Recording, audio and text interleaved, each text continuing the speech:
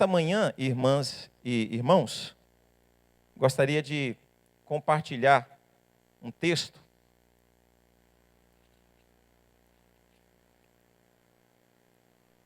e antes de propriamente entrarmos no texto,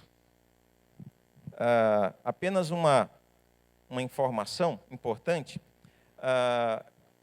A Bíblia, ela trabalha com muitas figuras de linguagem, cada figura com o seu sentido, com o seu significado, com a sua significância, com a sua aplicabilidade. O próprio Senhor Jesus foi um expert com relação a metáforas, a usar figuras de linguagem, aplicando-as na vida daqueles que eram os seus ouvintes, de maneira mais particular aos discípulos, de maneira mais geral para as multidões. Muitas figuras, muitos exemplos. Em cada figura, em cada exemplo, uma aplicação.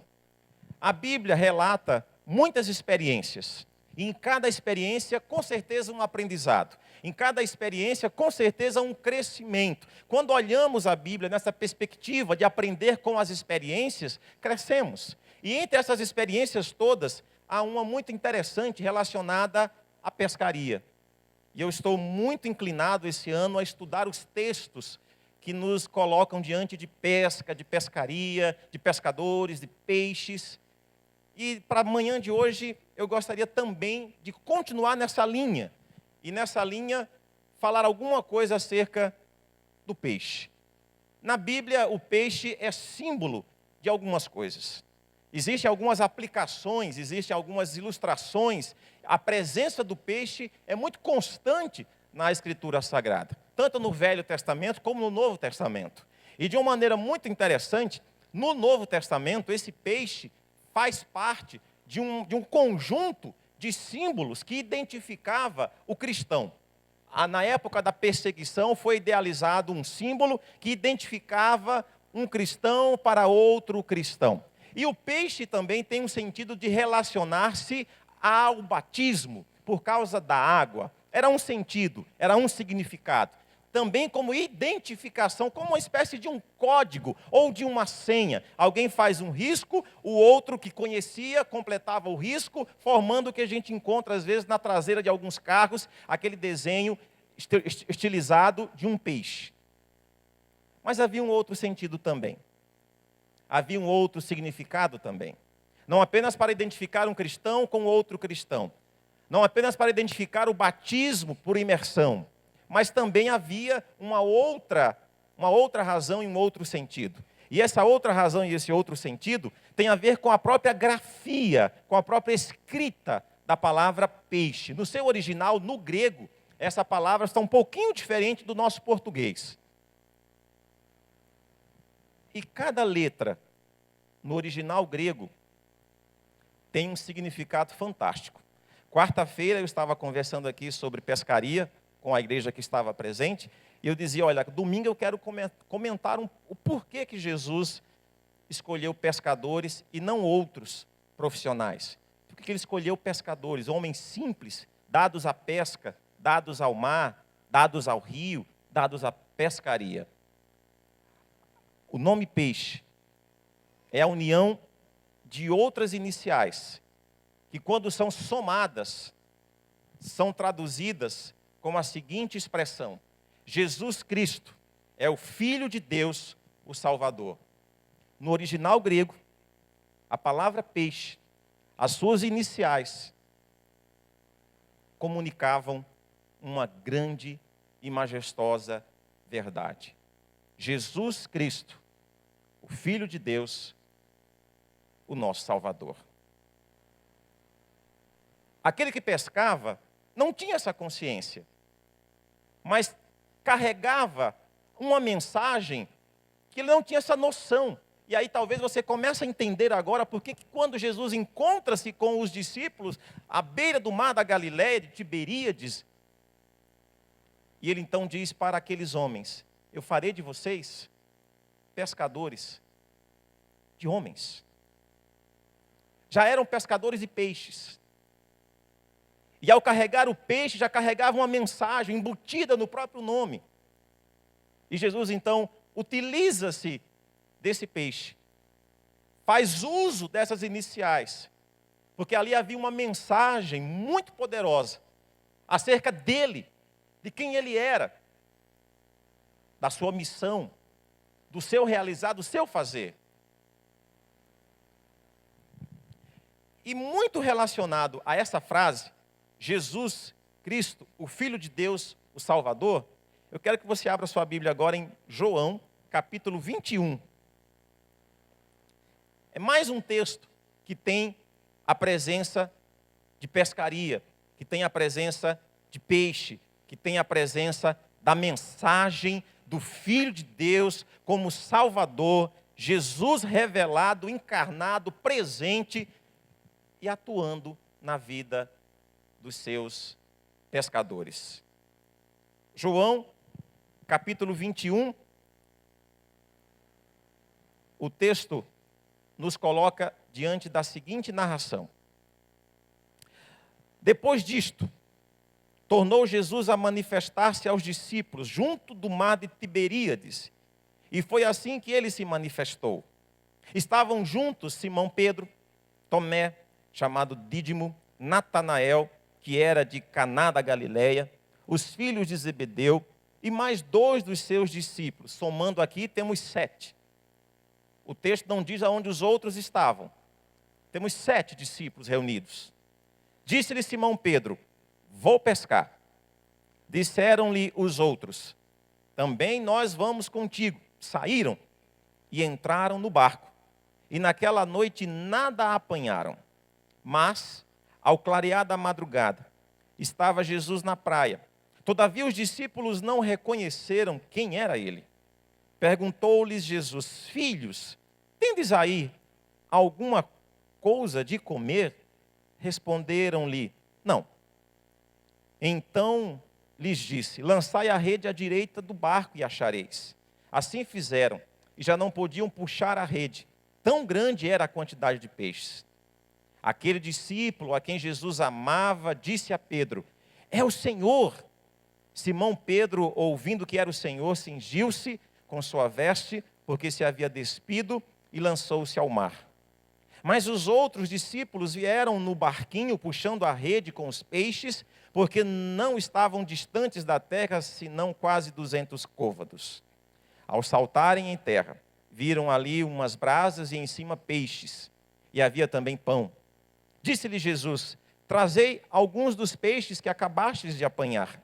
Simão Pedro entrou no barco e arrastou a rede para a terra, cheia de 153 grandes peixes, e não obstante serem tantos, a rede não se rompeu. Disse-lhe Jesus: vinde, comei. Nenhum dos discípulos ousava perguntar-lhe: quem és tu? Porque sabiam que era o Senhor. Veio Jesus, tomou o pão e lhes deu, e de igual modo o peixe.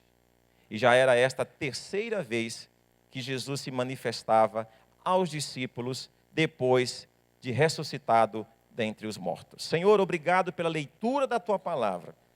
Santifica-nos na verdade, a Tua palavra é a verdade, abre o nosso entendimento, dá-nos compreensão, aplica a Tua palavra ao nosso cotidiano, ao nosso dia a dia, ao nosso fazer, ao nosso viver com o Senhor. Olha por nós nesta hora, derrama graça e unção e nos capacite para sermos instrumentos na Tua mão, para falarmos à igreja nesta hora, em o nome do Senhor Jesus. Amém. Irmãs e irmãos, muito interessante esse texto, muitas aplicações, muitas verdades. Eu espero que a gente dê conta de observar alguns detalhes muito importantes nesse texto. Em primeiro lugar, irmãs e irmãos, esse texto nos coloca diante de uma fabulosa, majestosa manifestação de Jesus. Ele já havia feito isso outras vezes, mas agora faz de novo. Ele manifesta-se de uma maneira que surpreende aqueles que ali estavam. E essa manifestação não foi uma manifestação no estilo hollywoodiano. Não. Foi uma manifestação real. Eu li no texto, você acompanhou. Temos 7 pessoas. Aqui não é um conto da carochinha. Aqui não é uma invenção de alguém que ouviu alguma história e saiu contando por aí. Aqui nós temos o testemunho de alguém que estava presente nessa hora, nesse momento e nessa situação. João, o autor do texto, presente na hora.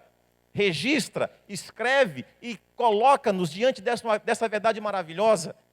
Jesus se manifestava mais uma vez diante deles. Jesus se manifesta diante de pessoas reais, de pessoas de carne e osso, como eu e como você. Ainda nessa manifestação, encontramos uma manifestação num local real. Não é nada inventado. João aqui não inventou nada, é um local real, ele cita o local. Jesus se manifesta em um lugar geograficamente definido. João faz questão de relatar e dizer, olha, foi no mar da Galileia, no lago de Tiberíades, foi aqui, nesse lugar. Olha a preocupação de João, de deixar claro que o que foi feito de verdade. Não era uma invenção, não era uma criação dele, algo que havia acontecido de verdade. E ele então tem desejo de compartilhar e de contar a experiência vivida. Mas esse texto diz mais, que essa manifestação, essa ação, esse agir, essa presença de Jesus tem um significado.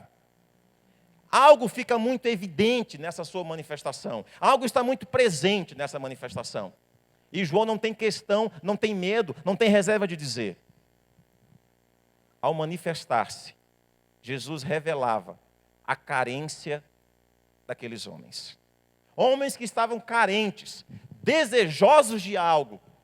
Sabemos, eram pescadores, o texto já nos disse que haviam tentado a madrugada inteira, a noite inteira, e nada tinha conseguido. Então o texto nos coloca diante de uma carência, de uma necessidade.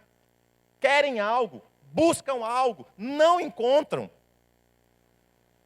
Quantas vezes eu e você nos encontramos em situações muito semelhantes, carentes de algo, desejosos de algo, buscando soluções, buscando saídas, tentando encontrar uma luz no final do túnel, e você vai para um lado, vai para o outro, não encontra saída, não encontra solução.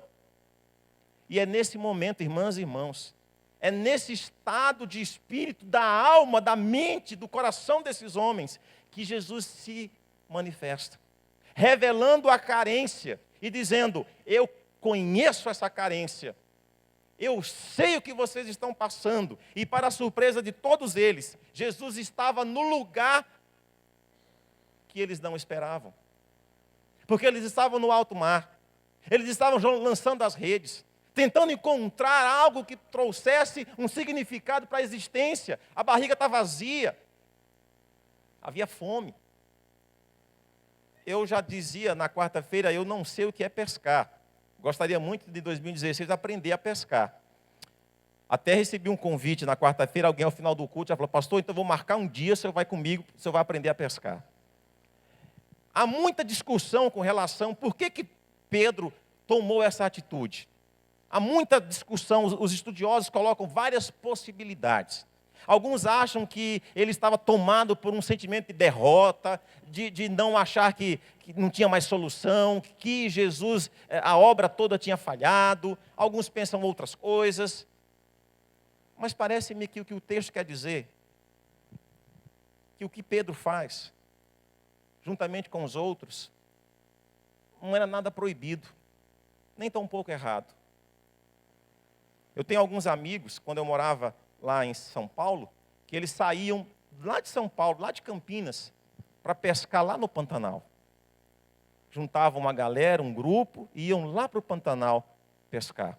Tem aquela frase que a gente ouve por aí, está nervoso, está estressado, está irritado, então vai.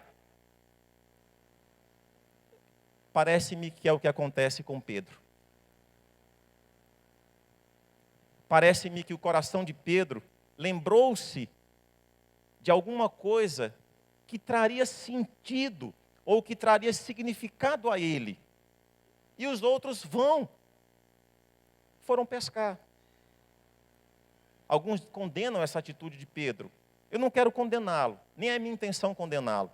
Apenas quero dizer que ele precisava pescar. Era importante para Pedro, nesse momento, pescar. E ele vai pescar. Só que é no meio dessa pescaria que ele encontra Jesus no lugar onde ele não esperava. Pedro não esperava encontrar Jesus ali. Os discípulos não esperavam encontrar Jesus ali, mas foram surpreendidos com a presença de Jesus naquele lugar, naquela hora e no meio daquela situação. Quantas pessoas diante de nós padecem e experimentam a mesma situação? Acham que Jesus não está naquele lugar, acham que Jesus não está naquela situação, acham que Jesus não pode intervir, não pode socorrer, não pode se fazer presente. E aí lançam-se ao mar das aventuras, das travessias, das tentativas, das possibilidades. E Jesus está na praia, com o café da manhã, pronto, só nos esperando reconhecer que sozinhos nada podemos fazer.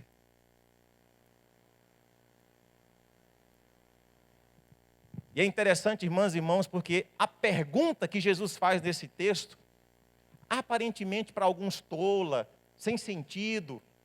Quem é Jesus? O conhecedor de todas as coisas. Cantamos agora há pouco. E aí amanhece o dia.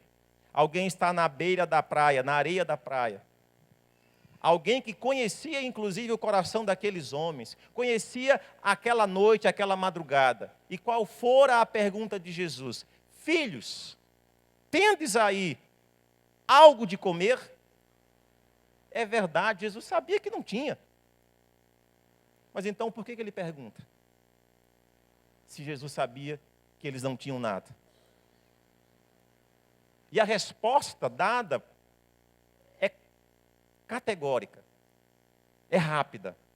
A resposta foi não. Irmãs e irmãos, em alguns momentos da vida, Jesus faz essa mesma pergunta para mim e para você. Sabe por quê? Porque essa pergunta é introspectiva. Essa pergunta gera em nós um estado de refletir e de pensar que sozinhos nada podemos fazer. Jesus pergunta na intenção de aqueles homens perceberem, entenderem que eles não conseguiriam pescar se Jesus não tivesse dado a ordem de pesca.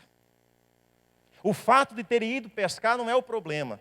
O problema é que foram pescar sem aquele que é o mestre da pescaria, que era Jesus. Esse era o problema. E aí Jesus pergunta: tendes alguma coisa de comer? Ou, traduzindo para nós, poderia ser assim: valeu a pena vocês se lançarem ao mar sozinhos? Valeu a pena tudo isso que você fez sozinho? Levou a algum lugar tudo isso que você tentou fazer sozinho?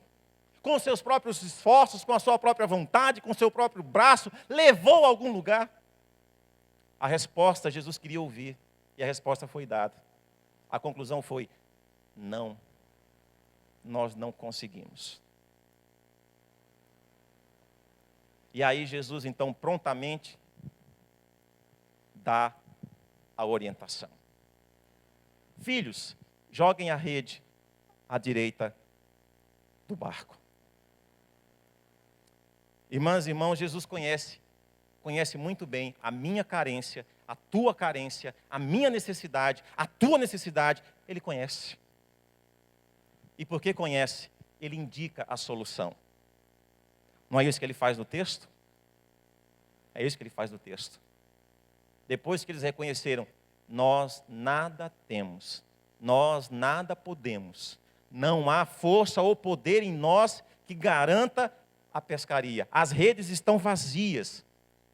Aí Jesus bondosamente diz, talvez naquele sorriso que Jesus tinha, que eu imagino que era um sorriso que não se compara a nenhum dos nossos sorrisos. Ele então lhe diz: jogue a rede à direita do barco. A solução foi dada. A ordem foi dada. A direção foi indicada. O caminho foi apontado. E qual foi o resultado? Redes cheias de 153 grandes peixes. Jesus conhece a sua, a minha, a nossa situação. Ele conhece a nossa carência, a nossa necessidade. E Ele tem uma palavra de solução específica para a sua necessidade, para a sua carência, para aquilo que você talvez agora já esteja pensando ou tenha, juntamente com o presbítero Itamiro, orado e colocado diante de Deus. Deus tem a resposta para ela.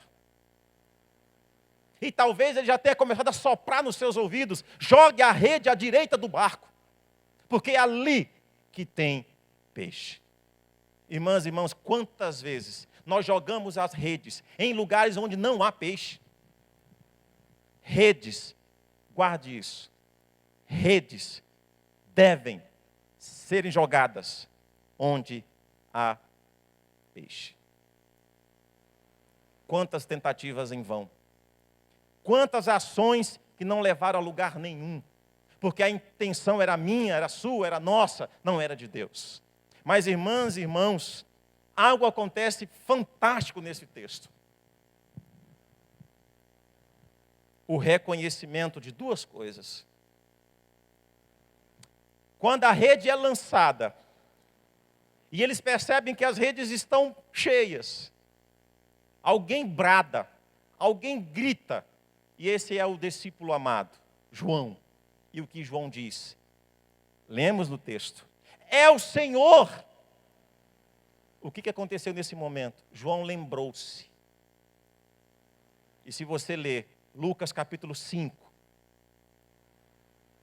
é uma pescaria também. João estava lá.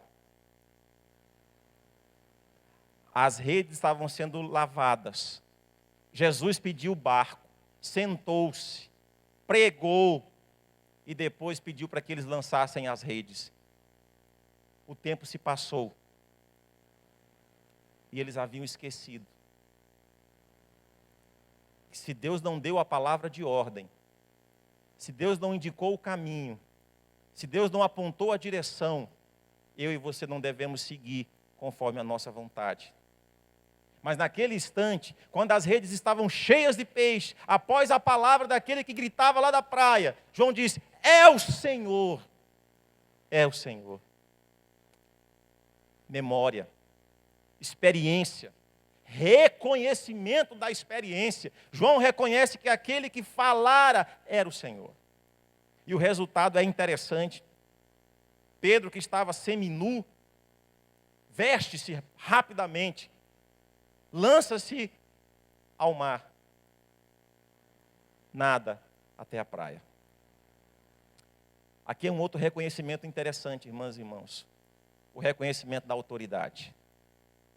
Nessa época, ninguém se apresentava diante de uma autoridade com qualquer tipo de vestimenta, com qualquer tipo de roupa. Apresentava-se com a melhor roupa, com o melhor traje.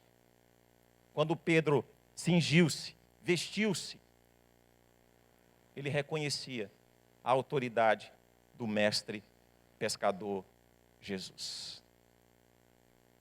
Irmãs e irmãos, quantas vezes nós esquecemos as experiências vividas com Jesus e abortamos as experiências com Jesus na tentativa de criarmos as nossas próprias soluções e perdemos a perspectiva da autoridade de Deus sobre as nossas vidas.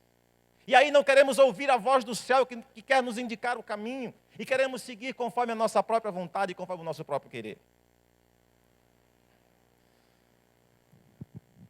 Mas, irmãs e irmãos, quando nós ouvimos a palavra do céu, reconhecemos a autoridade de Deus e lembramos das experiências vividas com o Deus que enche redes, algo fantástico acontece.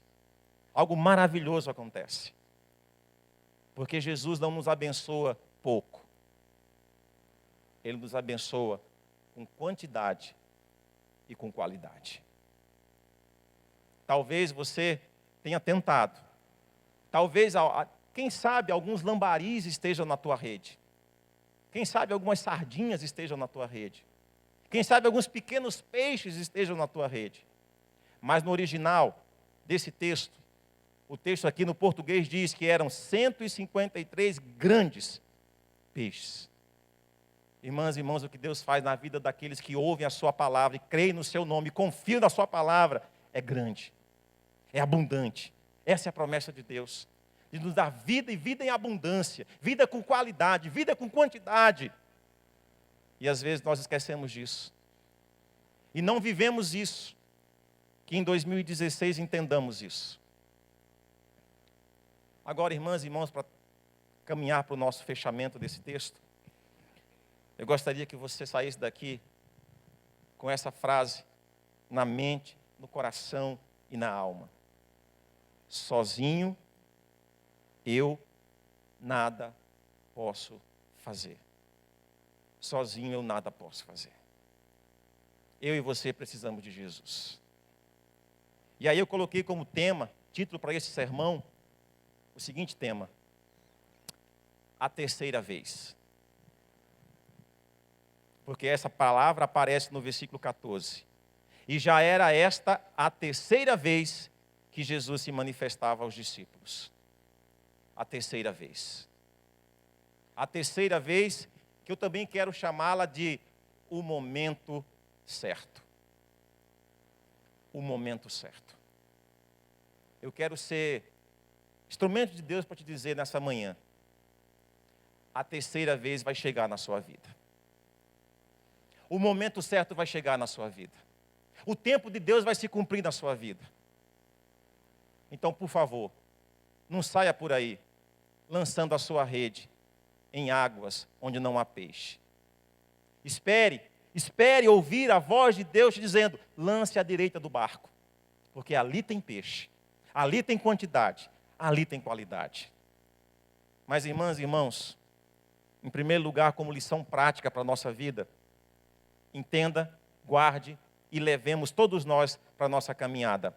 Somos limitados no conhecimento e rarissimamente, acertamos.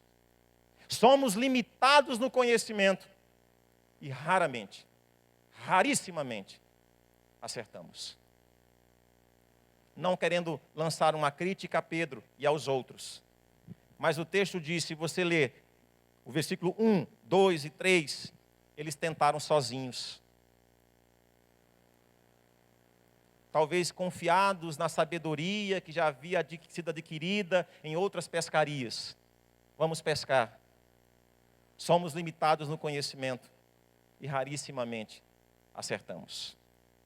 E o texto termina dizendo: e naquela noite nada apanharam.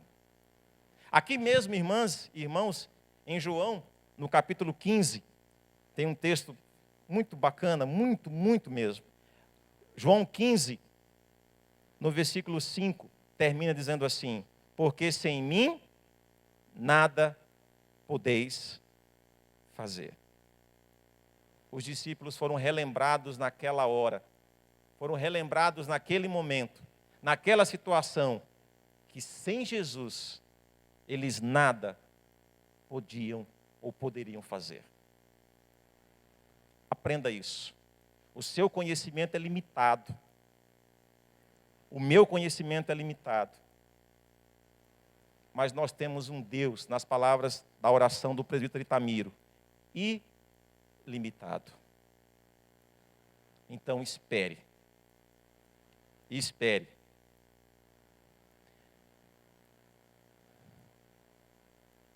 Então, que você e eu não façamos nada sem que primeiro ouçamos dos céus a palavra indicando o caminho que temos que seguir. Em segundo lugar, irmãs e irmãos, para tudo, há uma ocasião certa e há também um tempo certo. Para tudo, há uma ocasião certa e há um tempo certo. No versículo 4 do capítulo 21 que lemos, diz que ao clarear da madrugada, ao amanhecer do dia, estava Jesus na praia. Para tudo há uma ocasião certa. Há um tempo certo. Eclesiastes, no capítulo 3, diz isso. Talvez você esteja há dias, meses e anos aguardando. Mas o texto nos diz que ao amanhecer daquele dia, houve uma pesca abundante. As redes ficaram cheias, porque tudo tem o seu tempo certo. O problema nosso, meu e seu, é que nós queremos acelerar o processo. Somos muito imediatistas. Queremos resolver para ontem. Queremos solucionar tudo rápido. O relógio de Deus, o time de Deus, não é o nosso. O agir de Deus não é o meu, não é o seu, não é o nosso. Tem o tempo certo. E no tempo certo e na hora certa, a sua carência, a sua necessidade será suprida em o nome de Jesus. Salmo 40, versículo 5, diz que o choro pode durar uma noite inteira, mas a alegria vem pela manhã. Vale a pena esperar o tempo de Deus. Vale a pena esperar a vontade de Deus. Porque Deus conhece a sua carência. Deus conhece a sua necessidade. E na hora e no tempo dele, haverá o cuidar, haverá de maneira exponencial o suprir da sua necessidade. Terceiro e último lugar, irmãs e irmãos, Deus responde à oração e faz acontecer na nossa vida coisas tremendas. Deus responde à oração e faz acontecer nas nossas vidas coisas tremendas.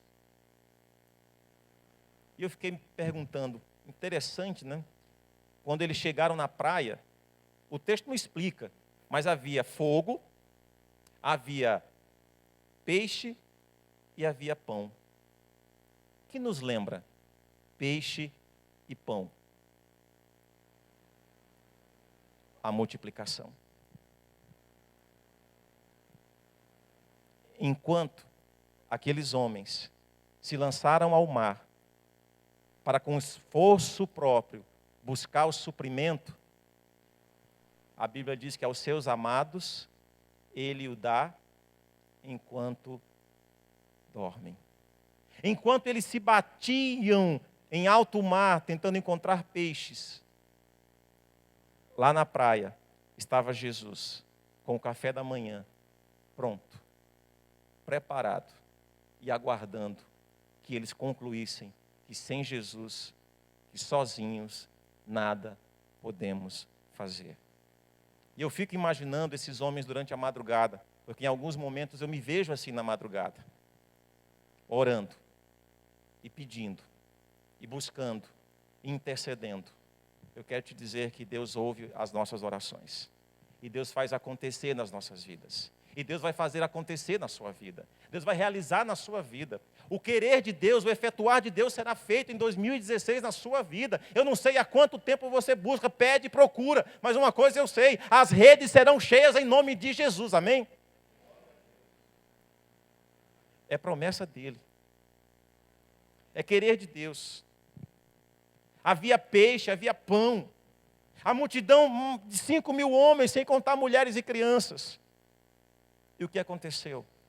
O milagre de Deus. Enquanto aqueles homens estavam preocupados em produzir o seu próprio sustento, Deus havia produzido o sustento de uma maneira poderosa e sobrenatural. Havia fogo, havia pão, havia peixe.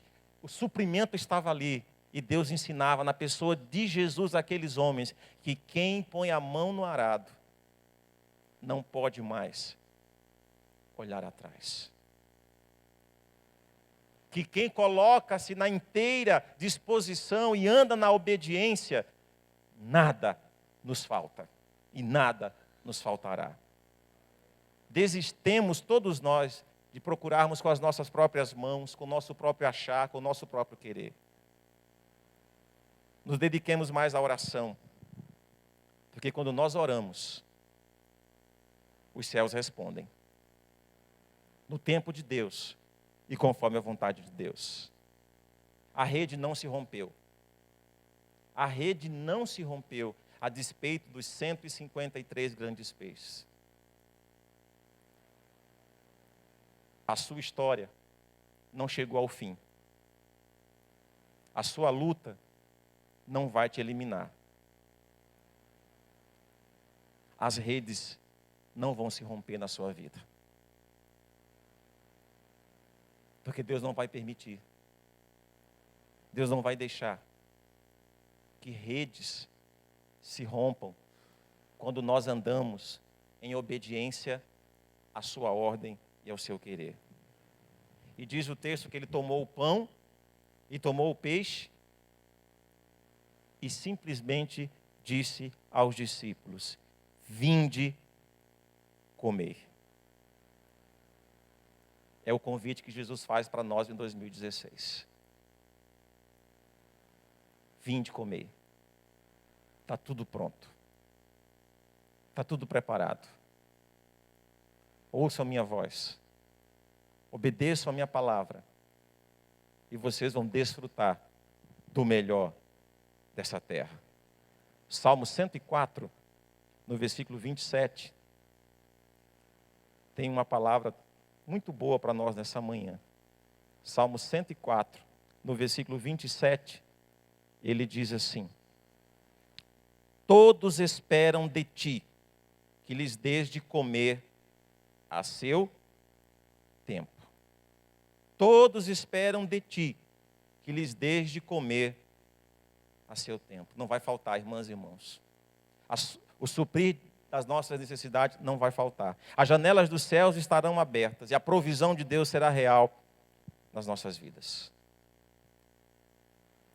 Talvez você já tenha ouvido essa expressão: até que eu estava procurando emprego, batendo em portas, falando com um, falando com outro, até que... Talvez você já tenha usado essa expressão em muitos lugares e em muitas situações. Um casal lá na Alemanha tiveram um filho e de repente percebem que esse menino, por volta dos seus 3 anos de idade, tinha dificuldade de falar, não falava direito, tinha muita dificuldade para expressar, para falar, tinha algum problema na dicção, algum problema na voz. Os seus pais, Hermann e Pauline, muito preocupados, tentando resolver o problema. E muitos diziam que aquela criança não tinha solução, que não tinha jeito, que não tinha remendo, que não tinha o que fazer. Vai vivendo, vai ficando desse jeito. E aí, de repente, em 1895, esse garoto, com dificuldade de fala, foi se submeter a um teste de admissão numa escola. Ele foi reprovado na escola, principalmente na parte que diz respeito à cultura de humanidades. Ele foi reprovado, a escola não o aceitou. Então ele deixa a Alemanha e vai para a Suíça. E em 1921,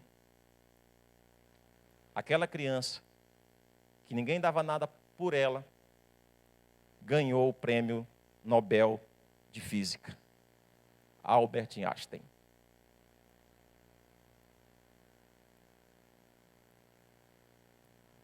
Deus responde a nossa oração. E quando Deus faz de maneira com quantidade e com qualidade. Sozinho, nada podemos fazer. Mas com o Senhor, muito, muito podemos realizar. Por fim, abra sua Bíblia comigo, em Isaías 57, eu termino com esse texto. Quero deixar esse texto como um texto para a gente relembrar sempre na nossa caminhada em 2016. Isaías 57, versículo 18. Isaías 57, versículo 18. Olha o que Deus diz para você nessa manhã. Isaías 57, versículo 18. Tenho visto os seus caminhos e o sararei. Também o guiarei e lhe tornarei a dar consolação, a saber, aos que dele choram. Tenho visto os seus caminhos e o sararei. Também o guiarei e lhe tornarei a dar consolação, a saber, aos que dele choram. Os olhos do Senhor passam por toda a terra e se faz forte na vida daqueles que se colocam humildemente, reconhecendo que sozinho nada pode ser feito. Vamos ficar em pé, irmãs e irmãos? A gente consegue cantar, Cris?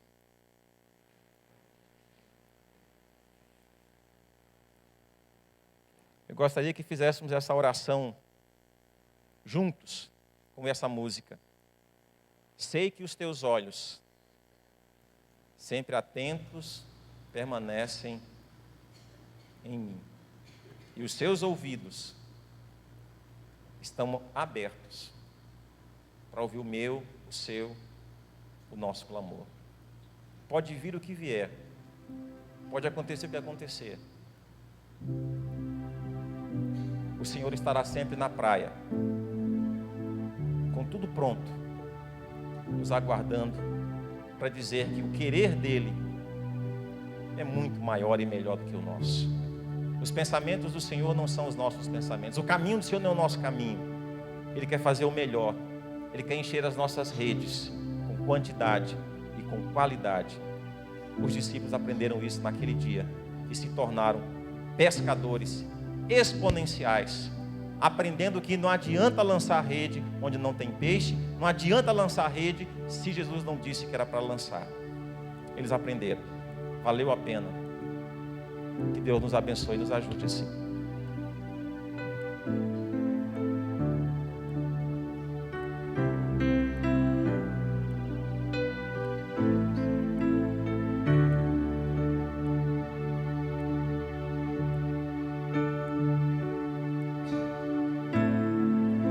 Sei que os teus olhos,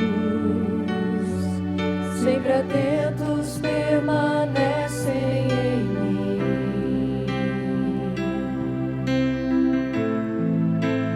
e os teus ouvidos estão sensíveis para ouvir meu clamor.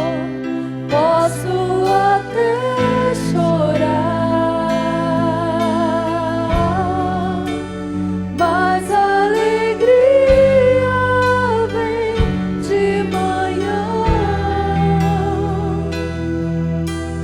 És Deus de perto e não de longe, no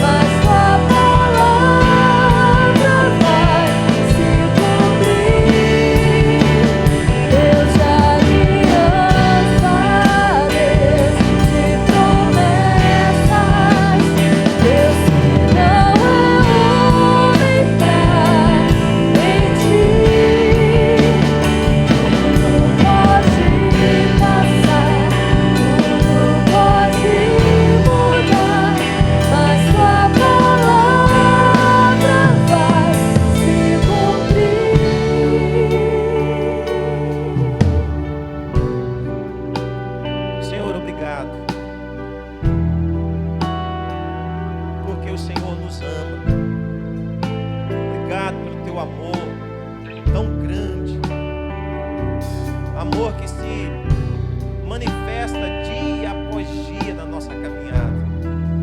Obrigado, Pai, pela tua misericórdia que se renova a cada manhã sobre as nossas vidas. Obrigado pela tua fidelidade que subsiste para sempre. Tu és o mesmo ontem, hoje e eternamente. Tu não mudas, Senhor. Tu não negas a ti mesmo. Aquilo que tu prometes, tu cumpres. E a promessa tua é de nos dar uma vida abundante, uma vida cheia de vitória, em meio às lutas, das quais enfrentamos dia após dia, mas não com a força do nosso braço, não conforme a nossa vontade, o nosso querer, mas fortalecidos todos na graça e no poder de Cristo Jesus. Obrigado porque a tua graça é melhor do que a vida. Obrigado porque tu caminha conosco, ainda que passemos por tantas e diversas situações, não passamos sozinhos. Obrigado, Senhor, porque tu nos faz entender que o nosso conhecimento é limitado, que as nossas tentativas são falhas, que nós não conseguimos mudar a nossa história, mas conhecemos um Deus que é o Senhor da nossa vida, Senhor da nossa história, condutor das nossas próprias situações.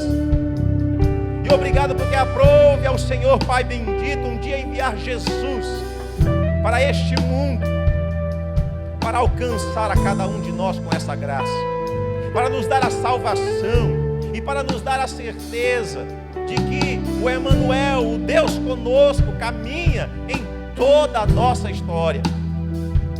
Nada foge ao teu olhar, nada foge ao teu cuidar, tudo está debaixo da tua vontade. Senhor, o tempo está nas tuas mãos, todas as coisas cooperam juntamente para o nosso bem. O Senhor não deseja o mal sobre as nossas vidas, o Senhor deseja o bem e o melhor. O Senhor quer produzir abundantemente nas nossas vidas.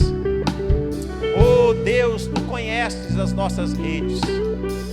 O Senhor conhece a rede que é a nossa igreja, a rede da nossa casa, a rede do nosso casamento, a rede dos nossos filhos, a rede dos nossos relacionamentos. O Senhor sabe como elas estão agora, talvez vazias. Oh Senhor, tu é aquele que pode encher as nossas redes. Tu é aquele que pode fazer abundantemente mais, infinitamente mais tu podes fazer. Oh Deus, nos ajude a aprender o que os discípulos aprenderam. E eles aprenderam que sozinhos nada poderiam fazer. Nós ouvimos essa palavra nessa manhã e queremos caminhar em 2016 com o Senhor ao nosso lado.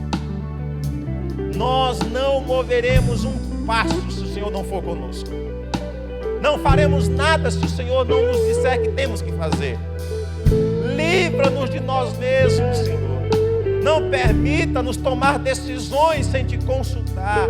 Não permita, Senhor, fazermos sem te consultar. Não permita, Senhor, que tomemos qualquer ideia sem primeiro perguntar se essa é a tua vontade, se esse é o teu querer. Que possamos ouvir a tua voz, ouvir a tua palavra, ouvir aquilo que o Senhor tem a nos dizer. E que sejamos obedientes. Que lancemos a rede onde o Senhor nos orientar. Oh Deus, nos ajude. Pai, tu conheces o nosso coração. Tu sabes o nosso desejo. Olha por cada um de nós e leva-nos, Senhor. Leva-nos a esse crescimento, a essa maturidade, a esse entender que devemos obedecer a tua palavra e nunca nos afastar de ti. Obrigado porque tu tens uma mesa pronta, uma mesa farta de bênçãos, de vitórias, de conquistas, de sucesso, de realizações, de bênçãos sobre bênçãos para cada um dos meus amados irmãos e irmãs que aqui se encontram, que fazem parte dessa igreja, que fazem parte da família da fé. Tu és o provedor das nossas vidas. Nada tem nos faltado e nada nos faltará, porque esta é a promessa do Senhor para aqueles que andam na tua dependência, que confiam no teu nome e que realmente ouvem ouvem a tua voz. Obrigado, Jesus. Leva-nos agora na tua paz, na tua segurança, debaixo dos teus cuidados. Dá-nos uma tarde especial em família, em uma boa convivência no lar. E traga-nos de volta para que à noite celebremos muito mais o teu nome, nos alegremos muito mais no teu nome. É o que eu te peço humildemente, em nome do Senhor Jesus. E agora, irmãs e irmãos, que a graça do Senhor Jesus, o amor do nosso Deus e Pai e a comunhão do Espírito Santo repousem e permaneçam sobre vós, corpo vivo de Cristo e família de Deus, hoje e para todo sempre. Amém. Deus abençoe, irmãs e irmãos, ide em paz. Bom domingo, em nome de Jesus.